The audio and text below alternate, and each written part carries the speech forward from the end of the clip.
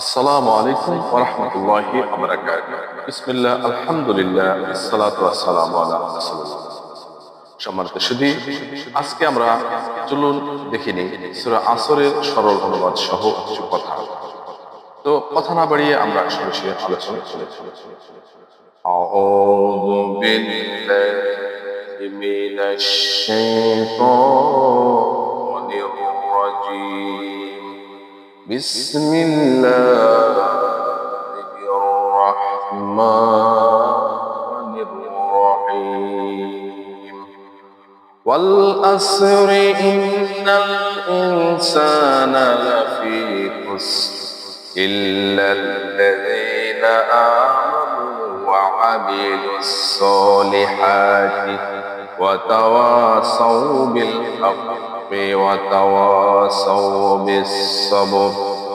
আল্লাহ রাব্বুল আলামিন সূরা আসরের মধ্যে জানিয়ে দিচ্ছেন, ওয়াল আসর, কালের কসম, ইন্নাল ইনসানা লাফি খুসর, নিশ্চয় মানুষ ক্ষতির মধ্যে রয়েছে, ইল্লাল্লাযীনা আমানু ওয়া আমিলুস সলিহাতি ওয়া তাওয়াসাউ বিল হাক্কি ওয়া তাওয়াসাউ বিস সবর, কিন্তু তারা নয় যারা ঈমান এনেছে, সৎ কাজ করেছে, পরস্পরকে সত্যের উপদেশ দিয়েছে এবং ধৈর্যের উপদেশ দিয়েছে। সম্মানিত সুধী, তাহলে আমরা এই সূরার সরল অনুবাদে জানলাম, নিশ্চয় মানুষ ক্ষতির মধ্যে রয়েছে, তারা নয় যারা ঈমান এনেছে, সৎ কাজ করেছে, পরস্পরকে সত্যের উপদেশ দিয়েছে।